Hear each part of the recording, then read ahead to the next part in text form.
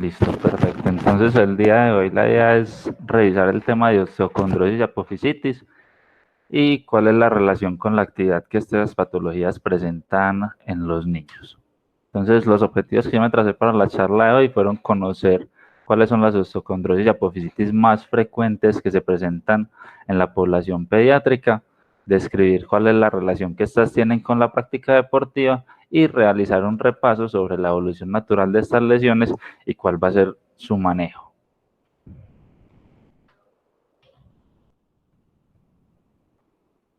Ok, un segundito que no está pasando eso. Bueno, entonces lo primero que debemos hacer entonces es definir qué es una osteocondrosis. Vamos a tener que este es un término que se ha utilizado para agrupar un grupo heterogéneo de afecciones caracterizadas por una anormalidad en la osificación endocondral en un esqueleto que era previamente normal o sano y que va a englobar anormalidades que comprometen el cartílago articular, las fisis, las inserciones de los tendones y ligamentos y otros sitios de impacto. Cuando uno revisa la literatura, encuentra más de 50 tipos de osteocondrosis y apofisitis descritos, la mayoría de ellas muy poco frecuentes, y encuentra también que se utilizan a veces de forma indiscriminada los términos de apofisitis, osteocondrosis, osteocondritis, sin hacer pues como la salvedad en las diferencias que cada una tiene con la otra, aunque para efectos prácticos en la charla de hoy, como nos vamos a referir a las diferentes zonas articulares y no a una patología puntual como tal, sino a la causa del dolor y la localización, entonces vamos a tratarlas, a tratar estas distintas patologías según el segmento corporal. Entonces, lo más importante es tener claro que estas patologías van a tener unas características que las van a hacer comunes y es que van a afectar el esqueleto inmaduro, van a tener una evolución, una historia natural similar, los hallazgos imaginológicos van a ser similares entre las distintas patologías, el manejo en la mayoría de los casos va a ser conservador, solo casos donde haya una afección muy severa o el paciente esté muy sintomático, se consideraría un manejo quirúrgico, pero eso es en última instancia. La mayoría van a ser autolimitadas con síntomas que rara vez duran más de 2 años y en estos pacientes siempre se van a detener una vez se llega a la madurez esquelética.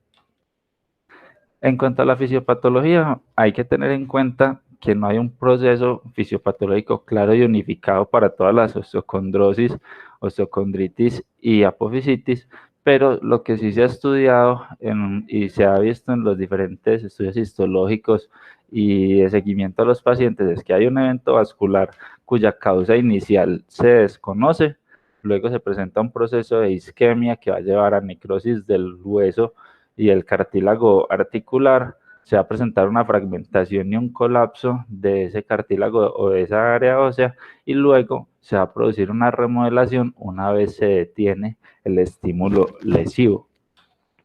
En cuanto a la etiología, se ha buscado la predisposición genética, se ha encontrado asociación en algunas patologías, pero no en todas. Alteraciones endocrinas como el hipotiroidismo también se han estudiado. Hay ciertos estados de hipercoagulabilidad, pero la mayoría no hay pues como una relación de causalidad. Se ha estudiado también el efecto del microtrauma agudo y repetitivo, pacientes que presentan cuadros infecciosos o tienen antecedentes de cuadros infecciosos y pacientes con malformaciones congénitas. Lo que sí es claro es que estas patologías se van a presentar en etapas de la vida del niño donde se dan los estirones o procesos de crecimiento asimétrico, que vamos a tener un rápido crecimiento óseo que va a superar el crecimiento de las estructuras musculares y tendinosas y esto va a predisponer a que se generen lesiones por tracción y microavulsiones. La relación entonces con el deporte, ¿cuál es? Vamos a tener que hay una frecuencia de niños, un aumento en la frecuencia de niños deportistas, que estos niños deportistas van a ser especialistas a muy temprana edad. Cuando uno revisa la literatura, por ejemplo, en Estados Unidos, uno encuentra que hay más de 30 millones de niños al año que participan en actividades deportivas especializadas y de competencia, ¿sí? Y este aumento en la población infantil que practica deporte de forma especializada va a generar unos retos particulares para el médico, ya que el médico tiene en parte que proteger al niño, proteger la salud del niño, proteger el futuro del niño, ya que a la mayoría de las personas que están involucradas con él no les preocupa tanto la salud del niño, sino el futuro deportivo del mismo, si va a poder seguir practicando, si va a poder llevar a cabo sus actividades deportivas, si la lesión que está presentando le va a impedir pues como continuar las prácticas y no como tal las secuelas que pueda tener para su salud. Entonces vamos a ver que cuando hacen las encuestas de psicología y analizan la parte como social de estos niños deportistas, lo que se ve es que los padres y los entrenadores tienen un deseo de ganar, un deseo de competir, pero los niños usualmente se inician en las actividades deportivas es por el deseo de disfrutar y de compartir con sus amigos y de integrarse socialmente. Entonces esta discrepancia va a llevar a que los intereses y los objetivos de los padres y de los niños sean inicialmente distintos. Hay algunas situaciones específicas que van a predisponer al desarrollo de estas lesiones en los niños que practican deporte y es lo que ya habíamos explicado, que el crecimiento óseo precede al crecimiento de los tejidos blandos, los que va a generar una disminución de los arcos de movimiento relativa, una rigidez relativa en ciertos periodos del crecimiento y una pérdida de la coordinación mientras el niño vuelve a adaptarse a estos cambios osteomusculares que lo van a ayudar pues durante su etapa deportiva. También hay que tener en cuenta que en estos periodos de crecimiento rápido los niños van a tener mayor participación en actividades deportivas y estas actividades van a ser de mayor intensidad, lo que va a llevar a que tengan una mayor tasa de lesiones y esas lesiones pueden ocasionar marginación y frustración en los niños, principalmente cuando sus padres o entrenadores generan mucha presión hacia la competencia y la obtención de títulos o de victorias. Es importante también tener en cuenta que va a haber una desigualdad entre los niños de distinto género, así sean de la misma edad, practiquen los mismos deportes. Se ha visto que el pico de esta disparidad se da después de los 13 años, donde el crecimiento de las niñas suele ser más estacionario, se estanca y los niños continúan creciendo más o menos hasta los 18 años. También es importante tener claro que en niños de la misma edad que practican el mismo deporte y se encuentran en una competencia, va a haber diferencias claras de masa y de fuerza que pueden ocasionar lesiones, por ejemplo, una colisión entre un niño que asisten en el mismo rango de la liga, van a ser de tamaños muy diferentes. Es importante también tener en cuenta la actividad práctica, ya que esto va a poner exigencia en diferentes grupos musculares y la intensidad con la que se practica el deporte, la intensidad de los entrenamientos y de la exigencia física va a determinar la aparición o no de lesiones, si no se respetan los adecuados tiempos de reposo que los niños deben tener. Cuando es muy importante también recordar que los ligamentos en los niños van a ser más fuertes que el hueso y el cartílago adyacente, lo que va a generar que cuando haya un trauma o una lesión por sobreuso, lo más frecuente es que las lesiones sean óseas o epifisiarias y no lesiones ligamentarias, que se desarrolla más frecuentemente patología en la unión tendón-hueso y que a medida que a menudo lo que se va a fracturar lo que se va a lesionar es el hueso luego de un trauma repetitivo en lugar de los tejidos blandos y que también estas lesiones óseas pueden generar lesiones de las fisis y de las placas de crecimiento. ¿Sí?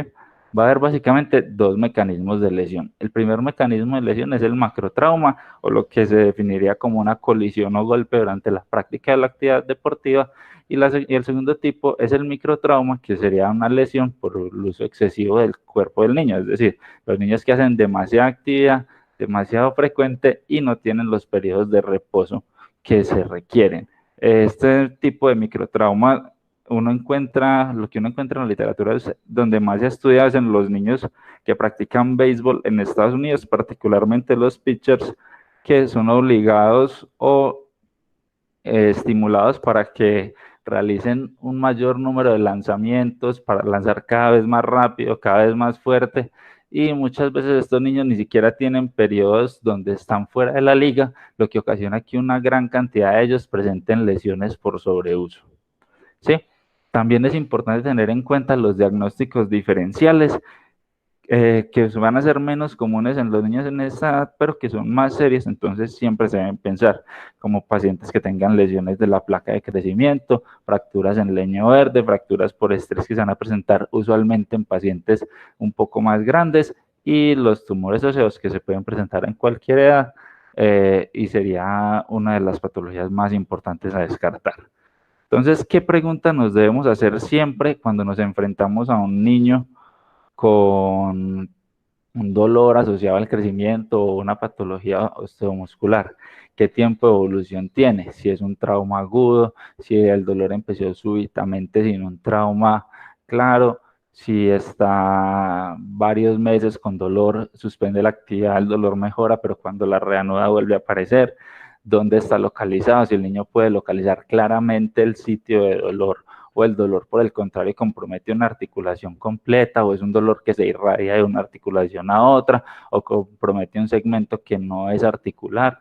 ¿Sí? ¿Qué síntomas tiene asociados? Si tiene fiebre, si ha tenido compromiso del estado general, si no está comiendo, si tiene aparición de quimosis o eventos trombóticos, qué actividades realiza el niño, tanto deportivas como no deportivas, qué hallazgos tenemos al examen físico luego de revisarlo, y si se presenta en una o en múltiples localizaciones, que en este caso de las osteocondrosis y apofisitis puede presentarse en múltiples localizaciones, pero no es lo más frecuente. Entonces, lo primero que vamos a mirar van a ser los dolores alrededor del codo. Tenemos que se van a presentar en niños más o menos a los 10 años, niños que usualmente son previamente sanos, sin enfermedades de base, sin lesiones, que no han presentado traumas agudos y que usualmente al examen físico y a la revisión no tienen un compromiso sistémico. Lo más común que podemos encontrar acá, de las enfermedades más comunes, sería la enfermedad de Panner, que es se va a presentar un compromiso del núcleo de crecimiento del húmero distal en el capitellum. Se presenta más entre los niños entre los 5 y los 10 años, más frecuente en hombres, y está muy asociado a la actividad deportiva. La actividad que se ha visto más relacionada con esto es el béisbol, los pitchers, y también puede aparecer en cualquier otra actividad que implique lanzamiento, pero en esta es donde más se ha estudiado. ¿Sí? ¿Por qué se va a producir? Porque va a haber un aumento de la carga en la articulación radiocapitelar durante el estrés en valgo y la carga axial que se produce durante la práctica de deportes. Acá en las imágenes podemos ver que también se puede relacionar con la gimnasia, pero la mecánica más estudiada ha sido en la práctica del béisbol. En los rayos X, ¿qué vamos a ver? Entonces vamos a ver una fragmentación, una irregularidad y unas zonas radiolúcidas a nivel del capitellum, y vamos a tener también en la resonancia los mismos hallazgos. Vamos a ver que hay zonas de inflamación que hipercaptan y que se va perdiendo la esfericidad de la cabeza. ¿Sí? Otra de las patologías muy importantes a tener en cuenta en este tipo de población a nivel del codo va a ser la apofisitis del epicóndilo medial, va a ser la causa más común de dolor en codo, va a ser una patología de inicio insidioso, y muchas veces el niño ni siquiera va a referir un dolor muy intenso en la cara medial del codo, sino que va a empezar a presentar una disminución en su rendimiento deportivo, que va a ser que sea el motivo de consulta. Se presenta también en cualquier deporte que requiera o utilice el movimiento de lanzamiento, como el fútbol americano, el béisbol y algunos otros tipos de atletismo. Sí, lo que se va a producir es un estrés en valgo con un microtraumatismo repetitivo en el ligamento colateral medial y en los músculos pronoflexores. Otra de las enfermedades que no es propiamente una osteocondrosis, sino una osteocondritis, que se va a diferenciar porque se presenta una necrosis avascular del capitellum y va a presentar mayor destrucción articular. Esta se va a presentar en niños mayores, usualmente entre los 11 y los 17 años, siempre o casi siempre está relacionada con la actividad deportiva, y va a ser una lesión más extensa que compromete más severamente el codo y que puede lesionar el cartílago articular de forma definitiva y dejar cuerpos libres intraarticulares. Entonces lo que vemos acá es un ejemplo de un niño con una osteocondritis disecante del capitellum, y la radiografía de control a los 2 años lo que nos va a mostrar es la presencia de un aplanamiento del capitellum y de unos cuerpos libres intraarticulares que generan bloqueo y sensación de crépito cuando el niño hace pues, los arcos de movimiento. ¿Qué síntomas vamos a tener cuando se presentan estas afecciones alrededor del codo? Entonces el dolor va a ser lo más importante, pero el dolor va a variar tanto de localización como de características según la patología que estemos mirando. El dolor, por ejemplo, de la enfermedad de Panner es un dolor que no se reproduce a la palpación. El dolor de una osteocondritis disecante del capitellum sí se va a reproducir a la palpación, y estos dos van a ser en la cara lateral. En la cara medial vamos a tener el dolor de la apofisitis del epicóndilo medial. El edema va a estar presente en todas, se va a presentar contractura e inflexión en la mayoría de ellas, y en la osteocondritis disecante puede haber bloqueo por los cuerpos intraarticulares y crepitación durante los arcos de movimiento.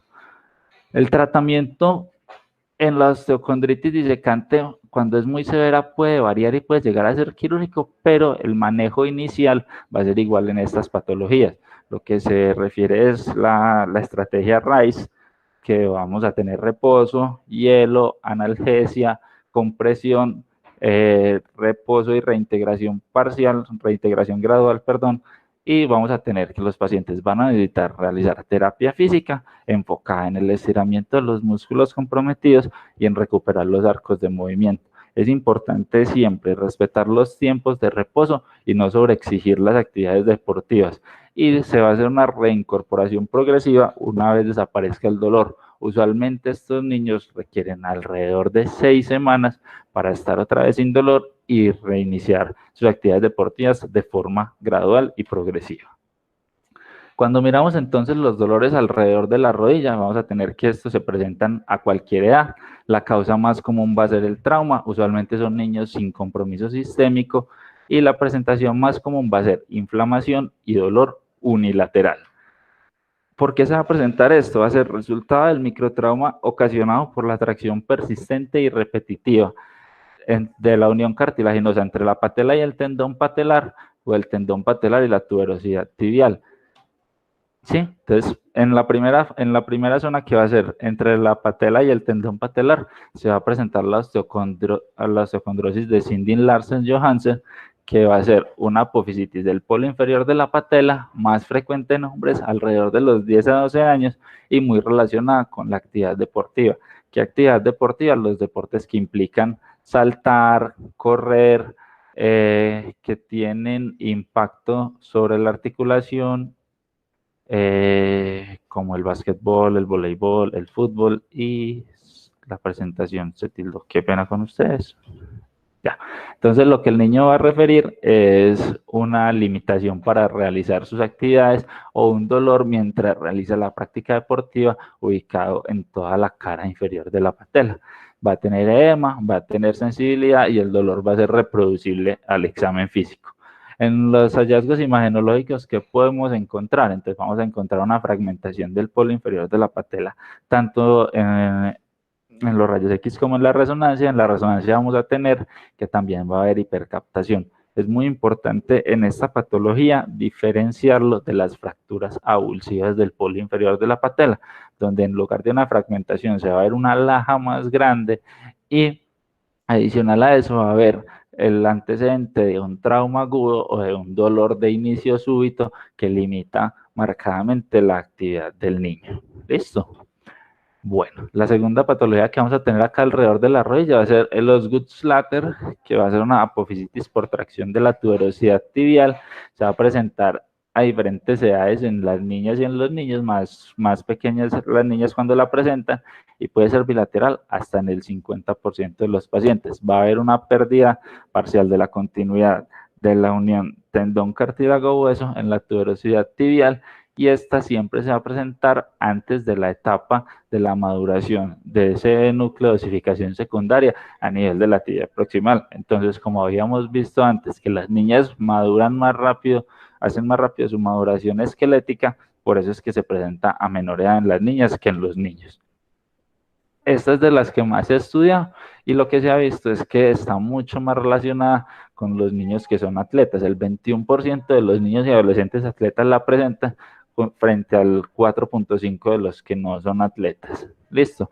Como sintomatología, entonces vamos a tener que va a haber una zona de prominencia a nivel de la tuberosidad de la tibia, va a ser una zona con sensibilidad, edema, el niño va a presentar una extensión contra resistencia dolorosa, se puede observar retracción de los isquiotibiales y de los cuádriceps, y va a tener arcos pasivos completos y no va a haber hallazgos de inestabilidad ligamentaria. En los rayos X, entonces, ¿qué vamos a observar? Podemos observar diferentes grados de fragmentación a nivel de la tuberosidad de la tibia, y incluso como en la imagen que tienen a su derecha se pueden observar los osículos o fragmentos de la tuberosidad que se desprenden y quedan en el espesor del tendón patelar, y luego pueden ser sintomáticos y molestos para el paciente. En la resonancia vamos a ver lo mismo, la fragmentación y las zonas de hipercaptación donde se presenta el proceso inflamatorio.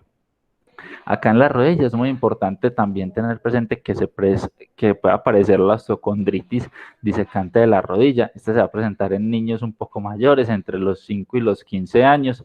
Puede presentarse también en adultos. Es un cuadro de necrosis avascular y principalmente va a comprometer el fémur hasta en el 80% del cóndilo medial, y más raramente va a comprometer la patela, hasta en un 5%, pero es uno de los diagnósticos importantes a tener en cuenta porque su pronóstico no es tan benigno como el de las apofisitis y osteocondrosis que vimos previamente.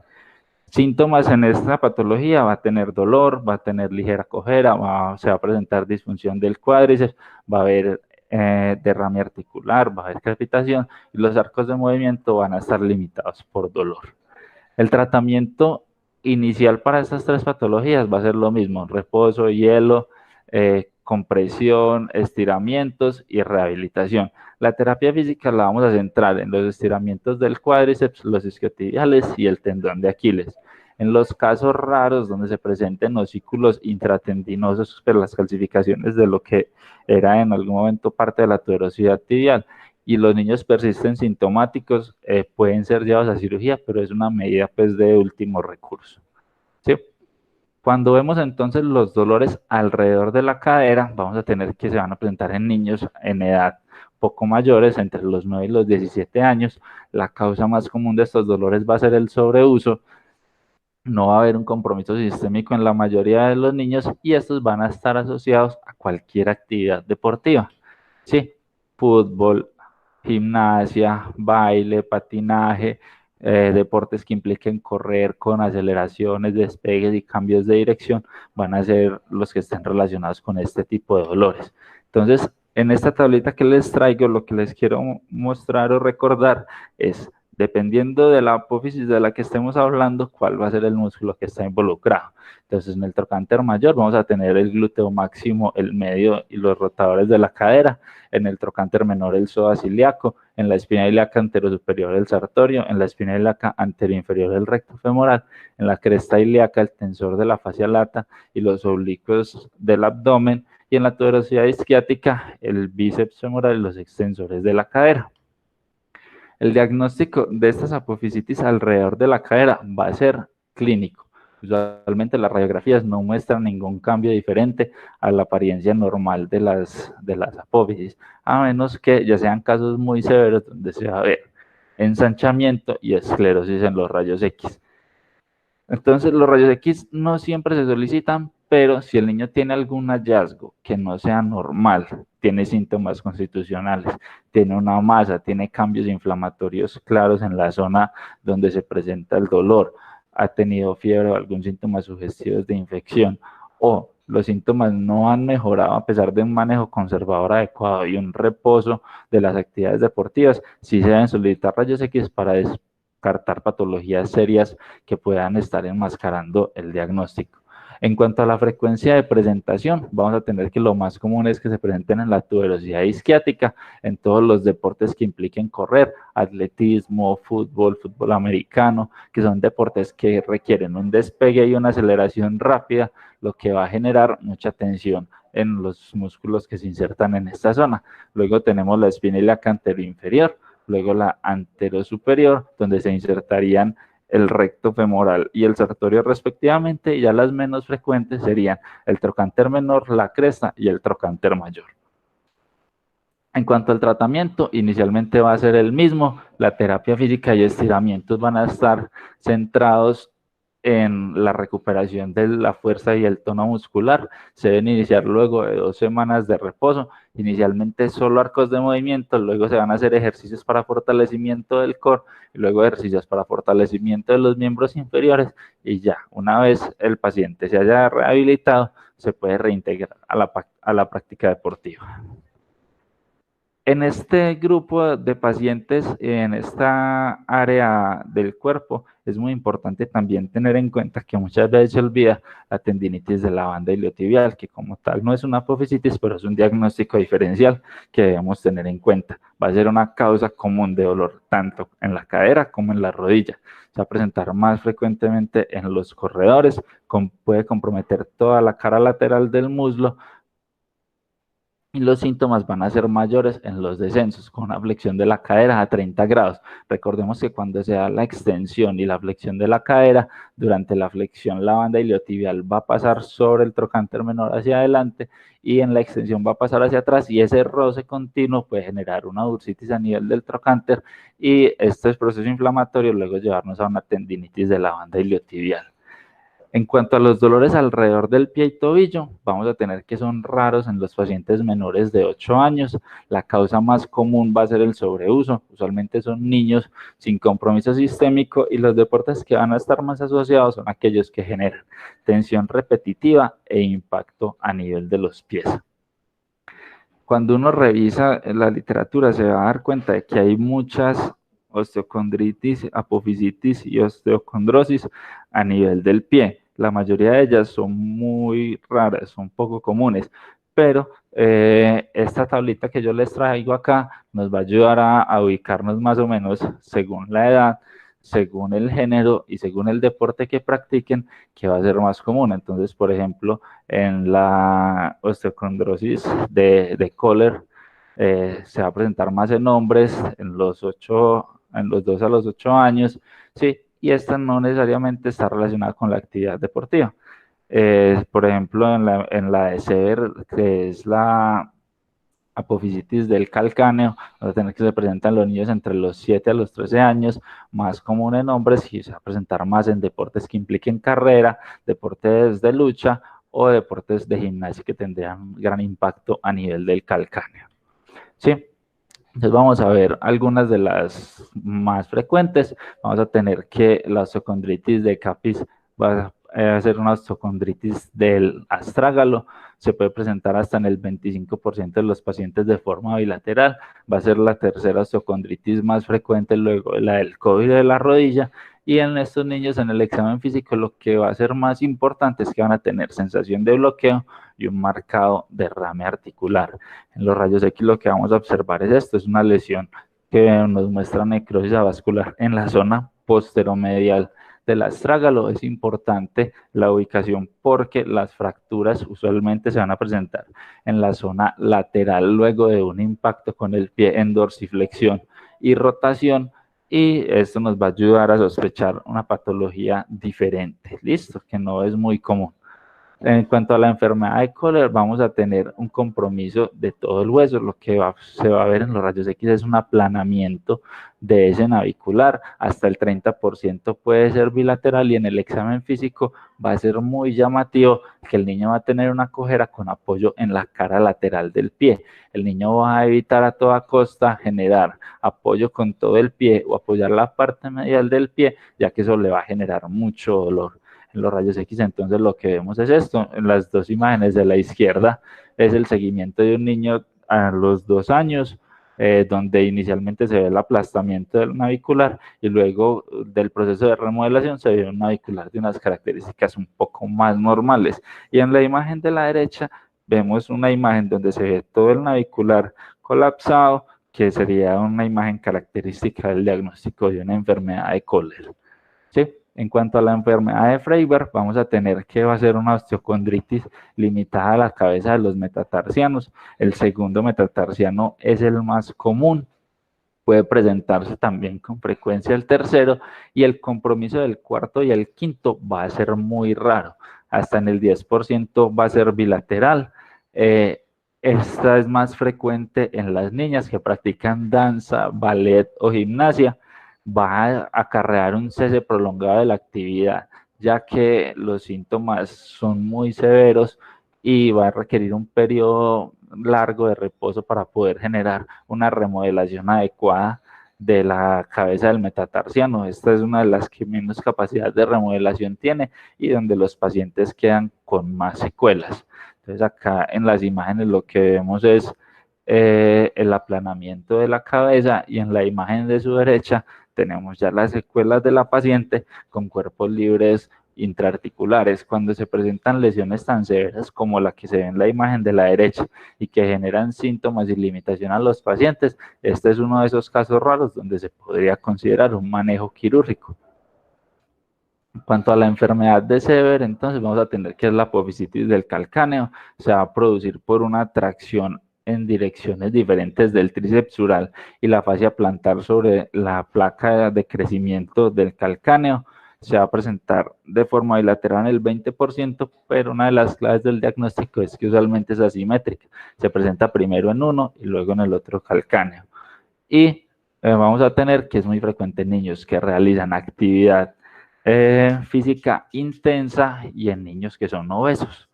En los rayos X y en las imágenes diagnósticas como la resonancia, realmente no se va a ver ninguna diferencia. Tendría que ser ya una patología muy severa para ver un ensanchamiento de la apófisis, pero lo importante en estos casos es el uso de las ayudas diagnósticas para descartar alguna patología como una lesión tumoral o un proceso infeccioso. En cuanto a la enfermedad de Iselin, vamos a tener que es una enfermedad que compromete la base del quinto metatarsiano.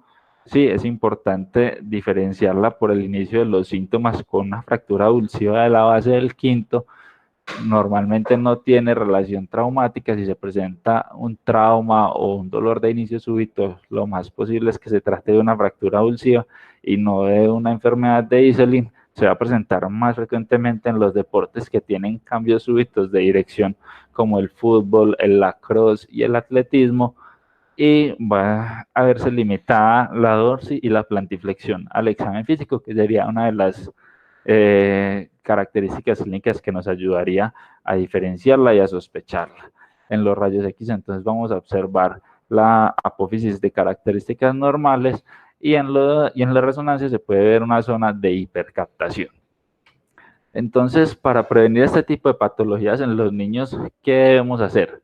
Entonces, se habla del entrenamiento cruzado o cross-training, que lo que se refiere es a que el niño no debe practicar un entrenamiento o una actividad física o deportiva especializada desde temprana edad, sino que debe realizar múltiples entrenamientos o jugar o practicar distintos deportes, lo que le va a ayudar a evitar lesiones por sobreuso y a adquirir unas mejores habilidades motoras y unas mejores habilidades generales.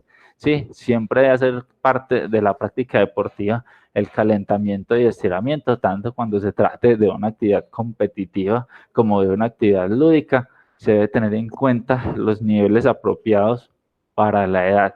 En cuanto a la intensidad del entrenamiento y de las prácticas deportivas, se deben respetar también los periodos fuera de temporada o los periodos de reposo para los niños que están en actividades de competencia. Siempre practicar con el equipamiento adecuado para evitar lesiones no asociadas necesariamente al sobreuso.